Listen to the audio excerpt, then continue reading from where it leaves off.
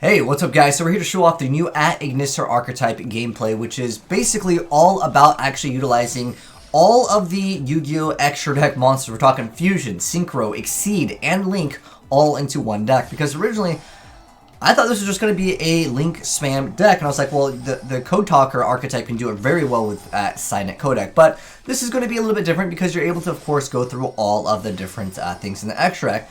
But I do want to mention, just as a heads up, this is a deck that will need a special summon lots and lots of times. So if you do happen to run it up against someone that has an Ibiru, this deck could kind of lose out. But there is some sort of recovery. But it all really comes around to Dark Templar. And the deck actually can OTK quite easily. And we're utilizing the new Lingaribo over here. So basically the archetype is all about, again, spamming the board with, you don't have to go for just Link monsters, which you'll see. So this is going to be a mirror match over here where he almost OTKs him, but he has the card, the A-Idol Reborn, which actually brings back a monster. He's able to block and attack. But basically, you have the field spell to give you an additional summon, but it does lock you into, of course, going into Cybers. But basically what you're trying to do is just go ahead and make the Dark Templar, and then you're going to go ahead and special summon something to a zone that he points to, which will then give you extra additional summons. It does negate their effects, but most of the cards have some type of send one to the grave or search out one card. So you have a lot of utility for the deck, whatever different colors you want to go ahead and go into. Then you have the Fusion, which is going to summon the Earth Golem over here. And then if it attacks a monster special summon from the extra deck, this card gains attack equal to its original attack during its damage step only. And then you have this card, the Light Dragon, which when another Cybers monster inflicts battle damage, you get to special summon another thing. So like it literally, like I said, goes through everything. We've got the Wing Pegasus, which will clear out all the back row, which you'll see in one of the duels here very soon. But basically, this can clear out all the back row. Then you have something can run over everything. This card is more so just to go into other cards. And then, of course, like I said, with this card, it gives you an additional summon. And then you have the Water Leviathan. So if you can, I guess, run like something like Burden of the Mighty, maybe you can make better use of this. But the goal is this pops all of the spell and traps. And then this one over here gets to bounce back all of the monsters your opponent controls with 2,300 or less attack. And then also you target a face-up monster your opponent controls, and you return all Link monsters from your graveyard to the extra deck. And if you do, you change that monster attack to 0. So this basically lets you get over almost anything, and anything that's small, you're just going to be able to bounce right back. And that's why it's very good. Now, I want to show off this match against Paleo, because traps don't see that much play in Yu-Gi-Oh! With the exception of course, the Solemn cards, unless, of course, you're playing against Paleo or some type of like True Draco control. But anyways, Lingaribo is going to be putting itself to good use. So a lot of the cards in this archetype, you're just going to be able to just go straight into Lingaribo. And the reason why you want to go straight into this card is simply just to be able to throw that card into the graveyard, and then you have it in the graveyard, then you can go ahead and try to go for some Link cards. But I also want to mention what's really good with Lingaribo as opposed to, let's say, like other Link ones, that there's not really too many like one Link cards. I don't mean like a level 1 Link. But anyways, this card over here actually does banish that card. So that actually is great against, let's say, of course, Canadia, or anything that would get some double value, is what it really comes down to. But once again, the go-to play in this deck is, again, going for Dark Templar. So he's actually going to be able... He pops the back row, which happens to be Waking the Dragon, and he's going to have to deal with an Ultimate Falcon. You might be wondering, well, how does this deck deal with Ultimate Falcon? Because it happens to be unaffected by other cards, and on top of that, it's got a decent amount of attack, and none of the boss monsters out of this actually have that much attack, except for, I guess you can argue the Fusion, because it would be boosting itself up. But there's another card that I want to show off in this gameplay over here. And yo, shout out to my boy Magus Lucis for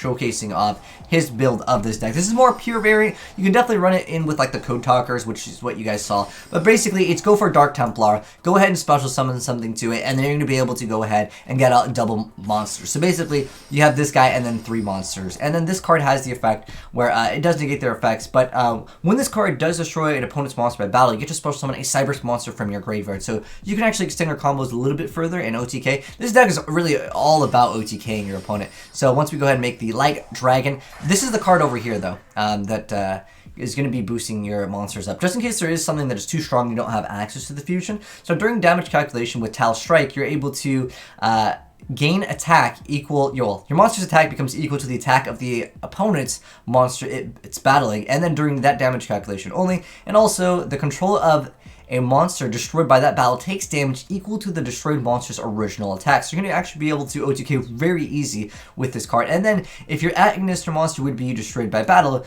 you can banish this card from your graveyard instead. So you can actually keep your stuff up, and of course, you're going to be able to bring back a monster, because if this card destroys something, you're going to be bringing something back. And then this card is obviously, during your main phase, you can just pop everything. But obviously that is during the battle phase. You'd have to wait till main phase too. But now you guys maybe get an idea of kind of how the deck can play. I think, let's go ahead and watch it up against just some other, like, maybe lower tier decks, but also going up against something that has a hand trap. Because pretty much this deck, I would say, doesn't have a very explosive turn 1. Its turn 1 is mostly to stall and kind of go for some monsters that are just small. And again, just going for Dark Templar and, like, passing is probably not the most optimal play for Yu-Gi-Oh! In 2019. But for this deck, I don't really feel like you have that many other options in the deck.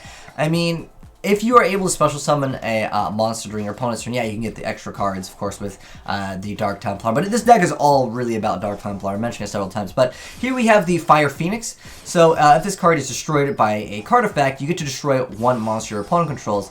And then during the next standby phase, after this card was destroyed and sent to the graveyard, you can special summon this card. So this card is kind of maybe a card that can potentially reoccur. But more than likely, if they see this card, they're not going to be just destroying it, because it's just going to be coming back. So here we're going to see good access of the Synchro, because there's so many back row over here, obviously, with the field spell. You're able to actually get an additional summon, so they can help you with your combo plays. Again, the whole deck is really just go for Dark Templar, but we have the Wind Pegasus, and that's just going to go ahead and Shrek and wreck the back row, and from there the guy's just like, ooh, unlucky, mate. And he's just going to go ahead and pretty much lose out. And, of course, get OTK'd. Because this is what the deck, I would say, does the best. And then, of course, we're going for the Fusion here. And he's going to go and attack with that. And then once that does that battle damage, he's going to bring back his Fire Phoenix. And he's going to go ahead and OTK. So, like I said, you can OTK very easy in the deck. But there's not, I would say, like a very strong turn 1 play. As far as a pure variant, like, if the effect of Leviathan was a quick effect where it was able to bounce back all the monsters over 2300, that would be absolutely amazing. But I don't think that, unless there's some like quick play rituals like effect, it's just realistically not going to be happening. So he's going to go ahead and go for a, yeah, like I said before, like you can maybe go for Fire Phoenix pass, but he's going to go ahead and activate the Bingo. This guy playing that Montage Dragon might not be the most of meta, but I just want to showcase off a variety of duels here. And we saw against the mirror match, and again against a deck that has a very strong tier 1 like play where it like has multiple negates. I'm not sure if this deck would do quite well up against it. When you're running multiple copies of Mind Control, that could kind of help out with that, because the deck can still play off of maybe 1 or 2 negates, but when you start negating like 4, this deck isn't going to be doing too well. But most decks, to be honest, won't be doing so hot if you're negating it that many of times in the game. But this is once again just another OTK, just to showcase off another variant of it. So we're going to go and go for the Ritual, and then yeah, like I said with Water, Leviathan, it would be so good. As soon as it gets Ritual Summon, you're able to bounce back everything. Again, if there is, someone let me know in the comment section below. I don't believe there is like a quick play Ritual. There is the Idol Reborn, but this card only gets its effect when it is Ritual Summon. If this card got its effect when a Special Summon, oh man, this card would be so much better. And the deck would actually be potentially insanely high tier. You'd be just straight up great Sphinxing your opponents. Just bounce back everything, right? But anyways, now that you guys have seen it in action, I want to give you guys a deck profile in case any of you guys did want to play this variant.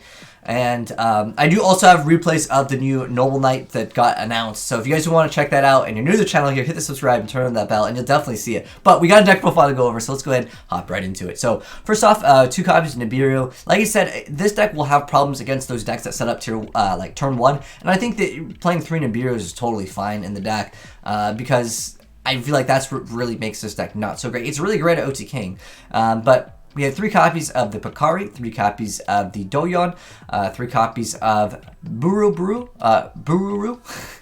No. Right. Anyways, we got the Ash Forehead, we got 3 copies of Chichi, 2 copies of Hayari, 2 copies of Doshin. So basically, they each have like their own effect. I'm going to call these, I guess, by like the color. So yellow over here, because their names might be changed in the TCG. So yellow has the effect where if it's normal or special, you get to add an AI spell or trap. The purple one over here lets you target a Ignister monster in graveyard and add it back to your hand. The green one lets you send a monster from, well, it's not any monster, they're all at Ignister effects. So this one lets you send and at Ignister. And then for the Achichi, which is the red one, you get to add level 4 or lower Ignister monster. And then for the blue one, you can special summon this card from your hand if you control it at Ignister monster. And then the tan one over here, if you just control it at Ignister, you can go and special summon it. So basically, they all have really easy free pluses in the whole archetype. And then the Water Leviathan, like I said, I went over its effect already. But as far as the extra deck, Earth Golem, the Cyber's Quantum Dragon, you have Wind Pegasus Ignister, and then the Light Dragon at Ignister, and then Borlode, Boral Sword, Dark Templar, 2 copies of that, 2 copies of the Fire Phoenix, 1 inverted Code Talker, and Link-Kuriboh. It's just, again, to throw the monster into the graveyard. Actually, Link-Kuriboh, I believe it is also a Cybers, because it does lock you into Cybers, but for the most part, I think going for this maybe can be okay first, because again, in the off chance your opponent has a trap card, you can banish it, whereas this card, more than likely you're going to try to OTK, but if you're going turn 1, maybe this card could be technically not that bad of an idea. Again, if you're just going for like Fire Phoenix to this, maybe think about that as an option. But anyways, shout out to my boy Magnus Lucis once again for hooking me up with the deck profile, and thanks for watching, guys. And if you're new to the channel here, like I said, we got so many new Yu-Gi-Oh! Archetypes to go over, and we'll get you guys gameplay and showcase it out very soon. Hit that subscribe button, turn that bell, and you won't be missing out on it. And if you guys want to send me any other replays of some of the newer stuff that came out, feel free to send in to hnicereplays@gmail.com. But thanks for watching, guys. Have a good day, and I'm signing out. Peace.